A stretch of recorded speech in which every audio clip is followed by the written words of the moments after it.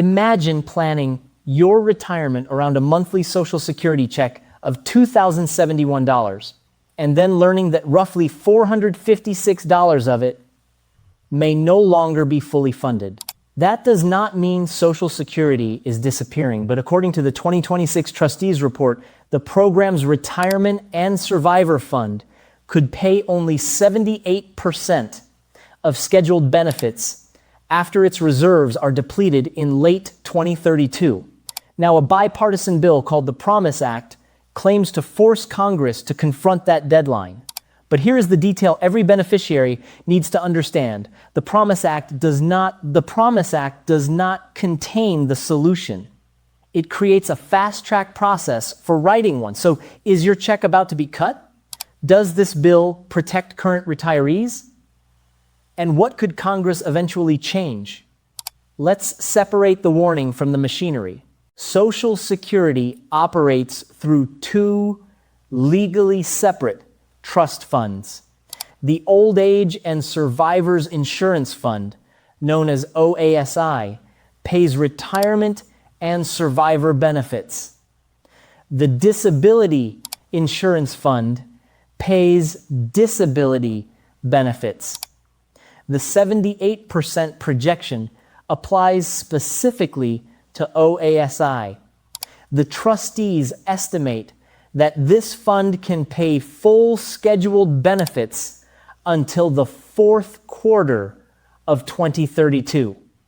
After its reserves are depleted, continuing income would cover about 78% of scheduled retirement and survivor benefits. The disability fund is in stronger condition. If Congress changed the law to combine the two funds, the combined reserves would be projected to last until the third quarter of 2034, when continuing income could cover about 83% of scheduled benefits. So this is not a prediction that every Social Security payment suddenly falls to 78% on January 1st, 2032. It is a warning that the Retirement and Survivor Fund faces a projected 22% financing gap beginning late that year. And depleted does not mean the program has no income. Workers and employers would still pay payroll taxes. Income taxes on some Social Security benefits would still produce revenue. What disappears is the accumulated reserve that currently fills the difference between incoming money and scheduled payments. Exactly what happens after depletion is legally uncertain. Beneficiaries would remain entitled to scheduled benefits, but federal agencies generally cannot spend money that is unavailable. A Congressional Research Service analysis says the result could be reduced payments on time, full payments delivered late, or, most likely before the deadline, a new law. For someone using Social Security to pay for medication, electricity, or rent, that distinction may offer little comfort. A smaller payment hurts. An unpredictable payment can also destabilize an entire monthly budget. That is why the $456 illustration matters. It is not a prediction of any individual's future check, but it shows the human scale of a 22% gap. This is not only an accounting problem, it is a household budget problem multiplied across millions of families, and the effect would not stop with retired workers. OASI also supports spouses, children, widows, and widowers whose benefits are tied to another worker's record. A household may have no second pension or large investment account to absorb the shock. Some could reduce spending. Others might return to work, rely more heavily on relatives, or postpone medical and home expenses. The exact response would differ from family to family, but the pressure would spread beyond the person whose name appears on the original earnings record. How did Social Security reach this point? The program is financed mainly through payroll taxes. Employees and employers each pay 6.2% of covered wages up to $184,500 in 2026. When income exceeded costs, the surplus was invested in special United States Treasury securities. Now, Social Security is redeeming those securities to help pay scheduled benefits. Think of the reserves as a cushion built from earlier surpluses. Payroll taxes are still arriving, but the cushion is shrinking because the program is paying out more than it takes in. Combined Social Security costs have exceeded total income since 2021. The reasons extend beyond one president or one Congress. The population is aging. Large generations are collecting benefits. Lower birth rates mean slower growth in the future workforce. The 2026 report also assumes lower immigration than the previous report, and recent tax changes are expected to reduce revenue from the taxation of Social Security benefits. The exact dates can move as wages, employment, immigration, birth rates, and the economy change. But the trustees say the financing gap is large enough that avoiding depletion under current law is extremely unlikely. Time also changes the difficulty of the repair. Acting earlier gives Congress more years, more workers, and more policy combinations over which to spread an adjustment. Waiting until reserves are nearly gone compresses the choices. A tax increase would have to begin more abruptly. A benefit change would have less time to phase in, and workers approaching retirement would have fewer years to revise their savings or employment plans. This does not prove that any particular proposal is fair. It explains why delay is not neutral. Postponement changes who bears the cost and how suddenly they feel it. The crisis is already visible. What Congress lacks is not another warning. It is a mechanism that forces lawmakers to choose. That is where the Promise Act enters. The full name is the Protecting Retirement Opportunities and Maintaining Income Security for Everyone Act of 2026. It is Senate Bill 4979. A bipartisan group of senators introduced it on July 14th, 2026, and it was referred to the Senate Finance Committee. As of July 30, it remains a proposal, not law. If enacted as introduced, the bill would assign the first stage to the existing Social Security Advisory Board. This is not a newly created commission. It is a bipartisan body of up to 7 members appointed by Congress and the White House. The board would request proposals from the public, hold listening sessions, study the evidence, and write an actual Social Security bill.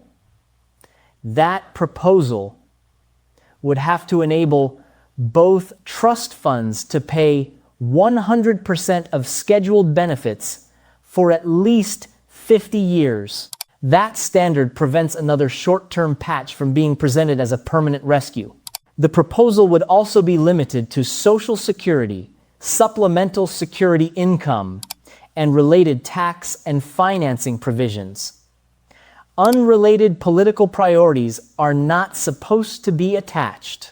Then the deadlines begin. The advisory board would have to submit its recommendations and legislative language by September 14th, 2026. The base bill would be introduced by September 17. If congressional leaders refuse to introduce it, another member could. The Senate Finance Committee and House Ways and Means Committee could hold hearings and amend the package. But if they failed to report it by the date established in the bill, The proposal would be discharged and placed on the chamber's calendar. Lawmakers could offer complete alternatives, but those substitutes would also have to pass the 50-year solvency test.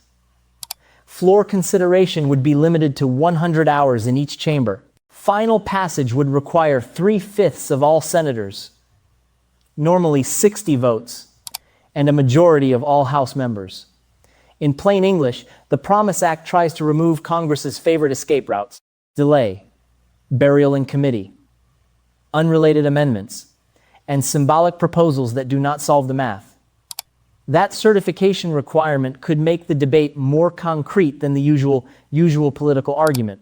A proposal could not rely only on a slogan such as protect benefits or no new taxes. Its sponsors would have to show how the numbers balance for 5 decades. Competing packages could still embody very different values, but each would need to reveal enough of its financing and benefit structure to be evaluated against the same minimum target. But it does not guarantee success. A motion to begin consideration still matters. The House and Senate could approve different packages. Both chambers would have to pass the same final text, and the president would still have to sign it, or Congress would have to override a veto. Most importantly, the Promise Act does not raise the payroll tax rate. It does not eliminate the taxable earnings cap. It does not change cost of living adjustments, raise the retirement age, reduce current benefits, increase benefits, or invest the trust funds in the stock market. Those choices belong to the later solvency bill. That second bill could raise revenue by increasing payroll taxes, taxing more earnings, changing how benefits are taxed, or using another funding source. It could reduce long-term costs by changing eligibility ages, benefit formulas, or the growth of future benefits. It could protect current beneficiaries and apply changes only to younger workers, although concentrating the adjustment on fewer people could require larger changes. Congress could also combine smaller measures, a burden employers, taxpayers, and beneficiaries. Every option creates winners, losers, and trade-offs.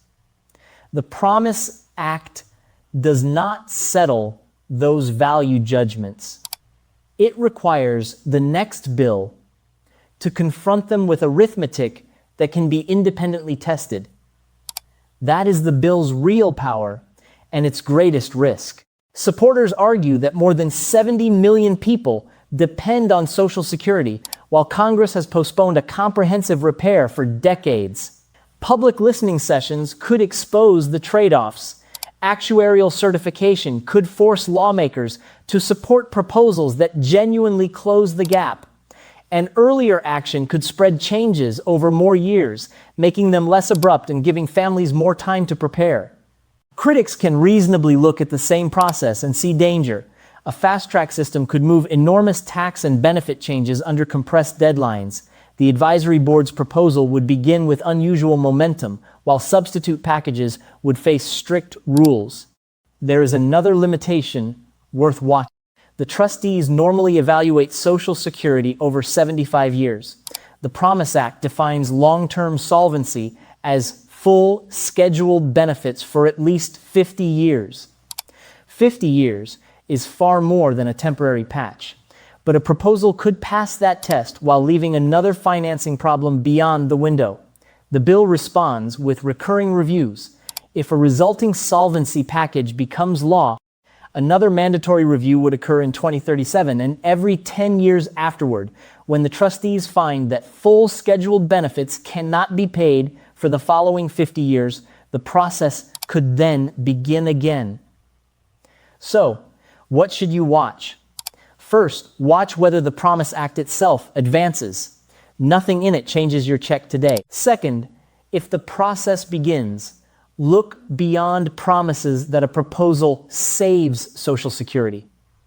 Check the actual payroll tax rate, the taxable earnings cap, the retirement age, the benefit formula, cost of living adjustments, protections for existing beneficiaries, and the dates when each change begins. Those details determine whether a plan asks more from high earners, all workers, employers, future retirees, current beneficiaries, or some combination of them. And remember that $456 illustration. Behind every procedural deadline is a person deciding whether the next check can cover rent, food, medicine, and electricity. The machinery matters because the household consequences are real. The 78% warning describes the financing danger facing retirement and survivor benefits. The Promise Act describes how some senators want to force Congress to confront it. One is a financing gap. The other is a legislative machine. Whether that machine protects Social Security depends entirely on what lawmakers put inside it, and whether the public examines the actual numbers before the final vote, not after. Whether that machine protects Social Security depends entirely on what lawmakers put inside it, and whether the public examines the numbers before the final vote, not after. If this breakdown helped you understand what the Promise Act really does, share it with someone who depends on Social Security, and subscribe for clear, fact-based updates as this proposal moves through Congress. Thanks for watching.